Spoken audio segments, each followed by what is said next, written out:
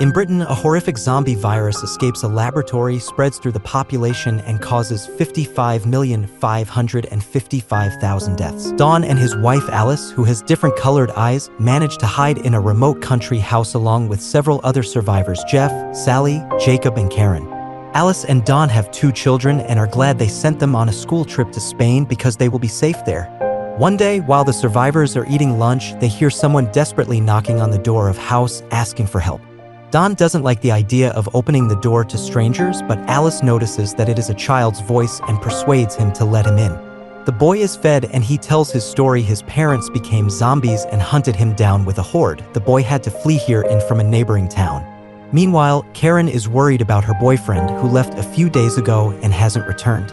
She opens a small part of the window to look at outside, but it's enough for the zombies to hear her and attack. They break through window and Tree grab her arm and quickly bite her. Jacob comes to the rescue and pulls her back, as only Karen turns into a zombie and spills a lot of blood before fighting back against Jacob's grasp. Just then, Don appears behind her in the ear and hits her in the head, killing her so Jacob can escape. More zombies are approaching, so Don stays behind to stop them and give the others a chance to escape as well.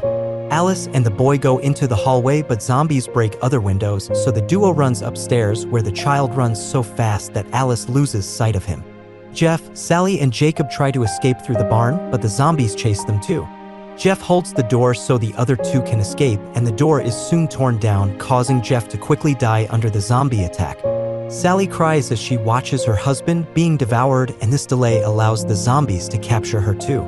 Jacob is not strong enough to get her out of, and has to let it go to close the hatch and escape through the window, while Sally is also eaten by. Downstairs, Don manages to shoot down a lot of zombies, but in the fight he loses his weapon and has to run as well. When he hears Alice screaming, he runs towards her and tries to persuade her to run, but Alice refuses to go without the child. While Don stays behind, Alice eventually finds the boy hiding, but a zombie stands between her and Don. Alice begs for help, but Don is too scared, so he closes the door and escapes through the window, leaving his wife and child with the zombies in the house. With dozens of zombies chasing him, Don runs through the farmland, ignoring Alice at the window. He eventually reaches River Dock, where Jacob attempts to escape on a motorboat. Don first gets into the boat to start the engine while Jacob finishes untying him, but as he tries to jump in, he slips and falls into the water, where he is bitten by zombies. He soon transforms and attempts to attack Don, who knocks him out and eventually launches a motorboat to kill Jacob with the propeller blades before floats away safely. 15 days after the outbreak, the UK is in lockdown.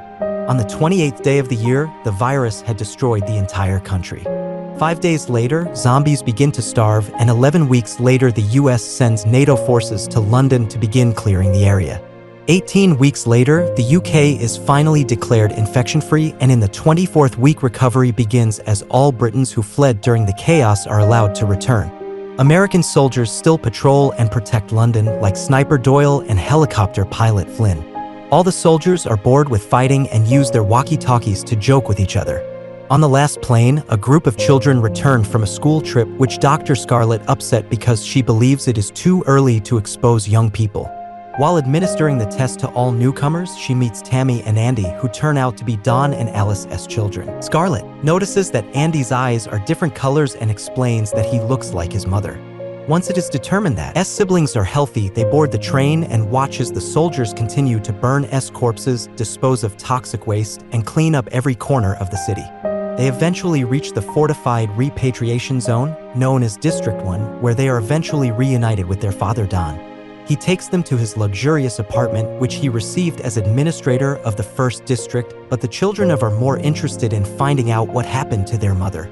Don tells them about how zombies attacked Cottage, but lies that he saw Alice get killed, so he couldn't help. At night, Andy has a nightmare in which Alice becomes a terrifying zombie, and when he wakes up, he goes to bed with his sister, admitting that he is afraid of forgetting his mother's face. The next morning, Andy and Tammy wait for Don to go to work and sneak out of the apartment without telling him. They leave the safe zone and carefully cross the side of the bridge that Doyle can see from S perch on the roof.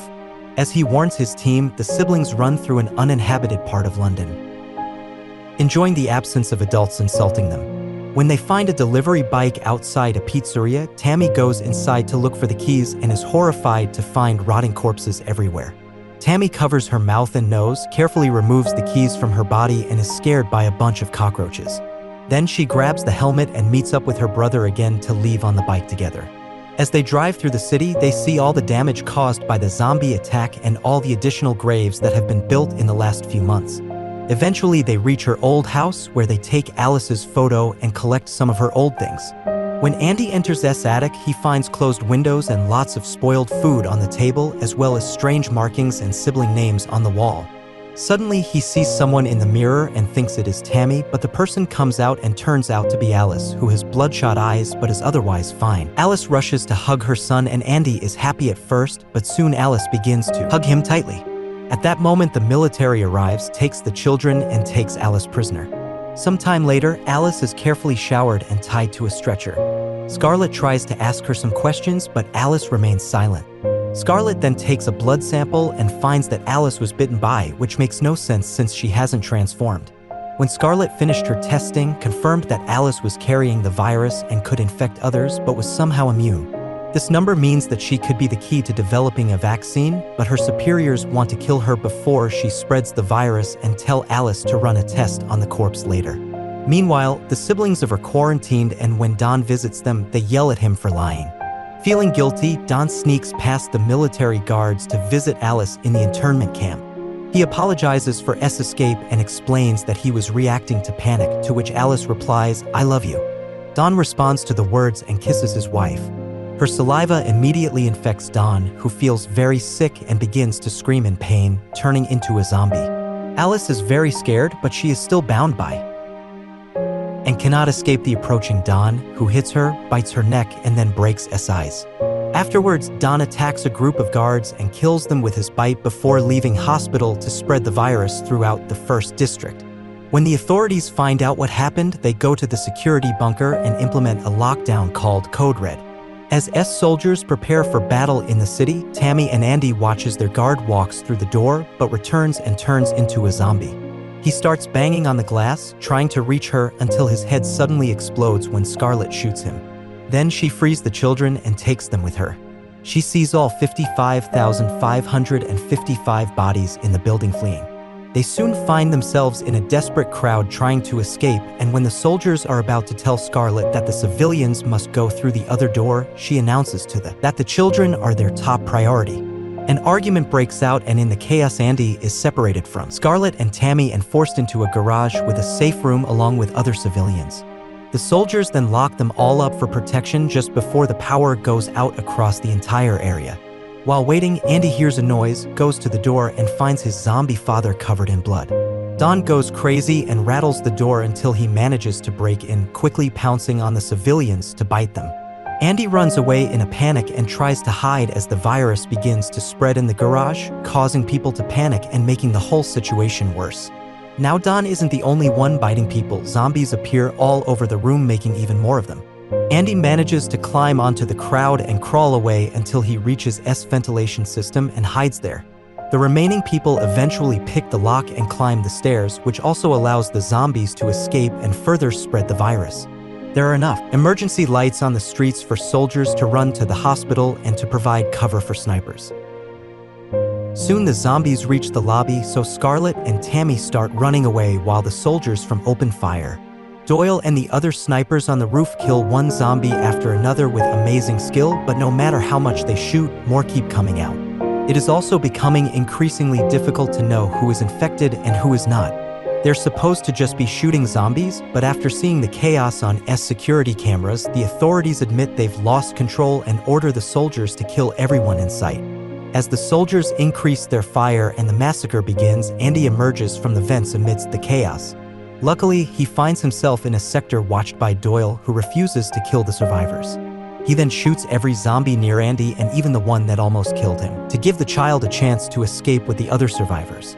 Several zombies reach the rooftops and start killing other snipers. After clearing the road, Doyle has no choice but to flee as well.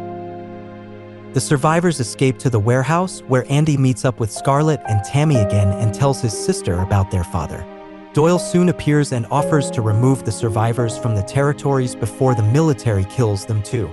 The group exits the building through the back door and carefully makes their way through the streets, always trying to stay in the dark so they won't be noticed by the other guards.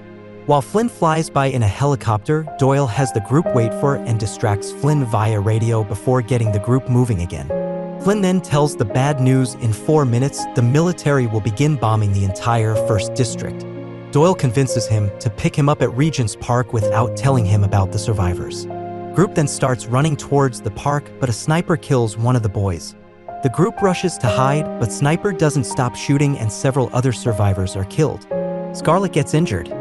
And now it's just her siblings Doyle, and a man named Sam. Once they are hidden behind a wall Doyle attempts to use the reflection of a piece of metal to find Sniper, who immediately shoots the object.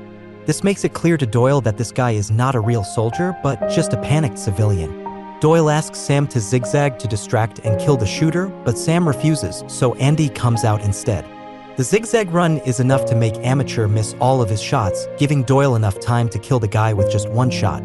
Andy then hides behind another wall and is shocked to see his father standing nearby, but before he can react, S group is after him and Don's image disappears. The group then runs as fast as they can and climbs over a fence to get out of District 1 just before the area is bombed. Soon the entire area explodes, killing thousands of people and destroying all of Scarlett's research into finding a cure. Flames burst from the hospital's windows, engulfing Alice and burning her alive. The group continues to flee through the tunnel, which is also reached by the flames, but they manage to escape before this building also explodes. The generals observe from their bunker and are shocked to discover that a large number of zombies have survived the bombing and are fleeing to London, searching every building in search of victims and causing chaos for everywhere. In the morning, Doyle's group finally reaches Regent's Park, which has been deserted since the virus outbreak. While they wait for Flynn, Scarlett tells Doyle about Alice and the possibility that 55,555 children carry the same gene, hopefully creating a vaccine. At this point, contacts Flynn Doyle and tells him he is on his way, but they must keep an eye out for escaped zombies. Doyle immediately forces everyone to hide in the tall grass while Flynn lands nearby, but becomes angry when he sees the group and refuses to take them with him. As a fight breaks out, Sam notices the zombies approaching, so he runs to grab the helicopter. An enraged Flynn begins making crazy moves to take Sam down, and when zombies finally reach the park, he shoots down the helicopter and begins killing the zombies with the rotor blades. The tall grass is covered in a lot of blood and guts, but a few zombies still manage to survive and begins to hunt Doyle, Scarlett, and the children. Sam eventually falls, and since he's covered in blood, he probably becomes a zombie too. The group continues to run as fast as they can, while Doyle occasionally turns around to shoot any zombies that get too close. Flynn asks Doyle to meet him at Wembley Stadium, but insists on abandoning the others. As they turn the corner, the group is shocked to find that the military has begun pumping gasoline into the city, so they rush to hide in a car. At that moment, the zombies catch up with them and begin shaking the car, smearing their blood on the windows. However, the gas soon reaches them and kills 55,555 people within seconds. Afterwards, a group of soldiers with flamethrowers appear to kill all of the survivors. So Doyle tries to start the car. Unfortunately, that doesn't work, so Doyle sets out to jumpstart S car, which helps Scarlett and the children escape, only to be burned alive by S soldiers in the process. Scarlett takes the controls and races through London as quickly as possible, but is spotted by other military helicopters who open fire on her. After dodging several bullets, Scarlett drives into the subway tunnel by car, then continues on foot. The lower tunnels are very dark, so Scarlett uses Doyle's night vision to guide the children down the escalator. However, they step on the old bodies and slip, causing them to fall and fly apart. While walking through the corpses, Scarlett begins calling out her siblings' names and is reunited with Tammy, but the noise allows the zombies to find her too. The creature takes Doyle's gun and begins beating Scarlett until she dies. After the zombie disappears, Tammy grabs her gun and is devastated to see Scarlett's body. Meanwhile, Andy finds himself on a dark platform where he finds the zombie that killed Scarlett. The monster jumps at him and bites his neck, so by the time Tammy arrives, it will be too late. When the zombie looks up, she is shocked to see that it is her father, but after initial hesitation, she shoots him anyway. A crying Tammy then checks on her brother, but Andy runs away, afraid of infecting her. Tammy immediately follows him, and when Andy accidentally falls, Tammy finally checks on him and notices that his eye is bloodshot just like Alice's, meaning he is also invulnerable. Afterwards, the siblings arrive at the stadium and give Flynn the bad news about Doyle. With no other choice, Flynn takes the children with him and flies via Great Britain to escape to mainland Europe. 28 days later, Flynn's helicopter is empty and abandoned in France, and someone radios for help. Zombie horde is then shown running towards the Eiffel Tower, showing that the virus has now spread beyond the UK. Make sure to subscribe and turn on notifications so you can watch more videos like this.